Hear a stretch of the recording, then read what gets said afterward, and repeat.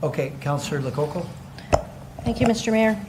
I agree that we're in crisis and that we need to be doing something because what we're doing right now is not working. I agree with most of the calls to action in the Ontario Big City Mayor's motion on our agenda at 11.3. The Niagara region passed the OBCM, Ontario Big City Mayor's resolution, to call on the provincial government, but wisely remove the statement on intervener status and the prohibition on open and public drug use. Most crucially, the region did not support the extreme notwithstanding clause powers that Premier Doug Ford wants. We just approved the region's well-considered and unanimous motion, which is great. Also on our agenda at 11.7, the City of Cambridge resolution approved the OBCM resolution but did not include the withstanding clause.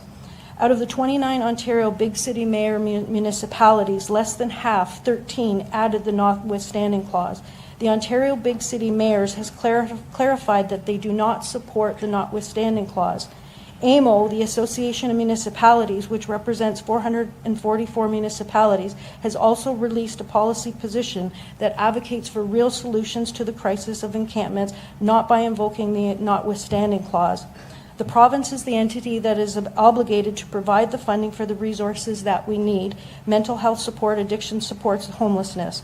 The province has not provided these resources and they have not put them in place. We are in a crisis. Those on the front line closest to the problem have asked for more resources and have been ignored. Now the province says it needs the notwithstanding clause to fix an issue that should have already been fixed with the tools at hand. Using the notwithstanding clause is a dangerous, slippery slope. It takes away people's constitutional rights up to 5 years. That's the legislation. Under the legislation, it can be loosely defined, potentially causing sweeping denial of freedoms. The province can provide the necessary tools, resources, and funding without removing people's constitutional rights.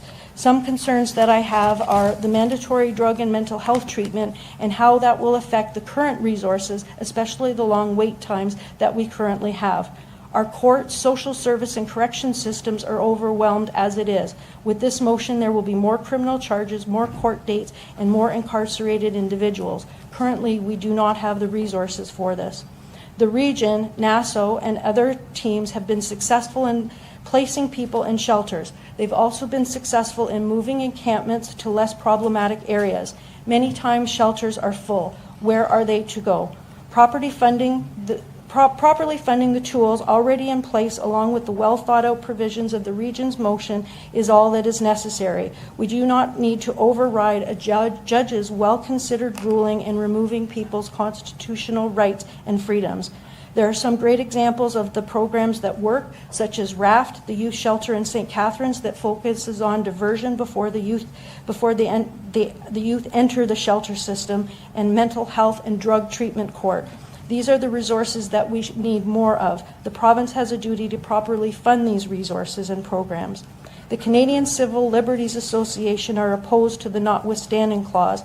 They say, and I quote, "It is dangerous to our freedom and democratic society. Notwithstanding was also never intended to be used and should never be used to weaken or harm legal protections for marginalized and vulnerable communities."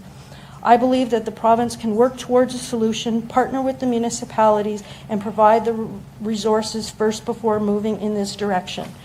I have a statement from a homeless professional who wants to remain anonymous because of repercussions, but they say, "The unhoused situation continues to get worse. We need more appropriate supports and resources for our most vulnerable and huge increase in affordable housing.